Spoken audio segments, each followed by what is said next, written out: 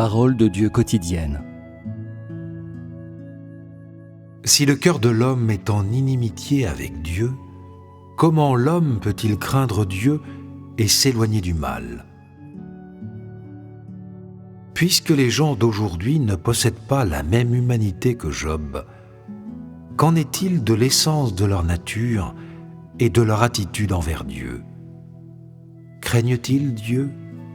S'éloignent-ils du mal ? Ceux qui ne craignent pas Dieu ou ne s'éloignent pas du mal peuvent être décrits en 4 mots seulement. Les ennemis de Dieu.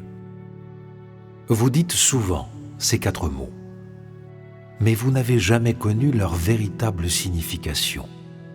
Les mots « les ennemis de Dieu » ont de la substance. Ils ne disent pas que Dieu voit l'homme comme l'ennemi, mais que l'homme voit Dieu comme l'ennemi. D'abord, quand les gens commencent à croire en Dieu, qui n'a pas ses buts, ses motivations et ses ambitions propres ? Même si une partie d'eux croit en l'existence de Dieu et ont vu l'existence de Dieu, leur croyance en Dieu contient toujours ces motivations. Et leur but ultime en croyant en Dieu est de recevoir ses bénédictions et les choses qu'ils veulent. Dans les expériences de vie des gens, ils pensent souvent à eux-mêmes. J'ai abandonné ma famille et ma carrière pour Dieu, et que m'a-t-il donné ? Je dois en faire l'addition et le confirmer. Ai-je reçu des bénédictions récemment ? J'ai donné beaucoup pendant ce temps. J'ai couru et j'ai beaucoup souffert. Dieu m'a-t-il fait des promesses en retour ? S'est-il souvenu de mes bonnes actions ? Quelle sera ma fin ? Puis-je recevoir les bénédictions de Dieu ? Chaque personne fait constamment et souvent de tels calculs dans son cœur, et elle a des exigences pour Dieu qui portent leurs motivations, leurs ambitions et leurs négociations. C'est-à-dire que dans son cœur, l'homme met constamment Dieu à l'épreuve, concevant constamment des plans au sujet de Dieu, plaidant constamment la cause de sa fin devant Dieu et essayant d'extraire une promesse de Dieu, voyant si Dieu peut lui donner ou non ce qu'il veut. En même temps qu'il cherche Dieu, l'homme ne traite pas Dieu comme Dieu. Il a toujours essayé de faire des affaires avec Dieu, en lui imposant sans cesse des exigences, et même en le pressant à chaque pas, essayant de prendre le bras alors qu'on lui donne le petit doigt.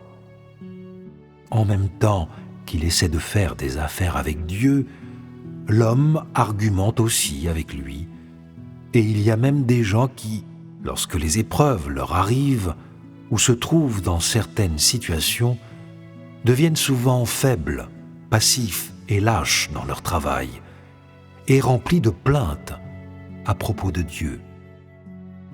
Dès qu'il a commencé à croire en Dieu, l'homme a considéré Dieu comme une corne d'abondance, un couteau suisse, et il s'est considéré comme le plus grand créancier de Dieu, comme si c'était son droit et son obligation inhérent d'essayer d'obtenir des bénédictions et des promesses de Dieu, tandis que la responsabilité de Dieu était de protéger l'homme, d'en prendre soin et de subvenir à ses besoins. Telle est la compréhension de base de la croyance en Dieu de tous ceux qui croient en Dieu et leur compréhension la plus profonde du concept de la croyance en Dieu.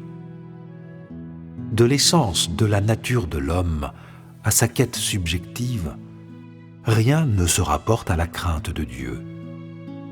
Le but de l'homme en croyant en Dieu ne pourrait absolument pas avoir quoi que ce soit à faire avec l'adoration de Dieu. C'est-à-dire que l'homme n'a jamais considéré ni compris que la croyance en Dieu exige de craindre Dieu et d'adorer Dieu. À la lumière de telles conditions, l'essence de l'homme est évidente. Et quelle est cette essence? C'est que le cœur de cet homme est méchant. Il héberge la trahison et la tromperie. Il n'aime pas l'équité et la droiture, ou ce qui est positif. Et il est méprisable et cupide. Le cœur de l'homme ne pourrait pas être plus fermé à Dieu. Il ne l'a pas donné du tout à Dieu. Dieu n'a jamais vu le vrai cœur de l'homme. Et il n'a jamais été adoré par l'homme non plus. Peu importe le prix élevé que Dieu paie, ou l'ampleur de son œuvre, ou l'importance de son apport à l'homme, l'homme reste aveugle et totalement indifférent. L'homme n'a jamais donné son cœur à Dieu. Il veut seulement s'occuper de son cœur lui-même, prendre ses propres décisions. Le sous-texte de tout cela est que l'homme ne veut pas suivre la voie de la crainte de Dieu et de l'éloignement du mal, ou d'obéir à la souveraineté et aux arrangements de Dieu, et il ne veut pas non plus adorer Dieu comme Dieu. Tel est l'état de l'homme aujourd'hui. Maintenant, regardons Job de nouveau. Tout d'abord, a-t-il conclu un marché avec Dieu? Avait-il des arrière-pensées en tenant ferme à la voie de la crainte de Dieu et de l'éloignement du mal? En ce temps-là, Dieu avait-il parlé à qui que ce soit de la fin à venir? En ce temps-là, Dieu n'avait fait de promesse à personne à propos de la fin. Et c'est dans ce contexte que Job pouvait craindre Dieu et s'éloigner du mal. Les gens d'aujourd'hui peuvent-ils rivaliser avec Job? La disparité est trop grande. Ils ne jouent pas dans la même cour. Bien que Job n'ait pas eu beaucoup de connaissances de Dieu, il avait donné son cœur à Dieu et il appartenait à Dieu. Il n'a jamais fait un marché avec Dieu et n'avait pas de désirs extravagants envers Dieu ou d'exigences de Dieu. Au contraire, il croyait. L'Éternel a donné et l'Éternel a ôté. C'est ce qu'il avait vu et obtenu en restant fidèle à la voie de la crainte de Dieu et de l'éloignement du mal pendant de nombreuses années de vie. De même, il a également obtenu le résultat suivant. Nous recevons de Dieu le bien, et nous ne recevrions pas aussi le mal. Ces deux phrases expriment ce qu'il avait vu et appris grâce à son attitude d'obéissance envers Dieu durant les expériences de sa vie. Et ils étaient aussi ses armes les plus puissantes avec lesquelles il triompha des tentations de Satan et le fondement de sa fermeté en témoignant de Dieu. À ce stade, considérez-vous Job comme un homme charmant? Espérez-vous être une telle personne? Avez-vous peur d'avoir à subir les tentations de Satan? Êtes-vous résolu à ce que Dieu vous soumette aux mêmes épreuves que Job? Sans doute, la plupart des gens n'oseraient pas prier pour de telles choses.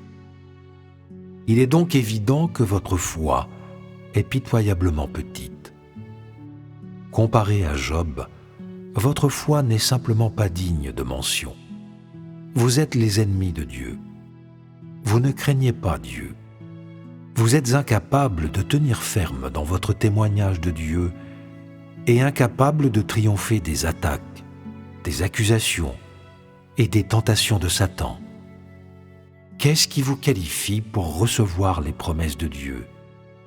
Ayant entendu l'histoire de Job et compris l'intention de Dieu en sauvant l'homme et la signification du salut de l'homme, avez-vous maintenant la foi pour accepter les mêmes épreuves que Job? Ne devriez-vous pas être quelque peu résolu à suivre la voie de la crainte de Dieu et de l'éloignement du mal?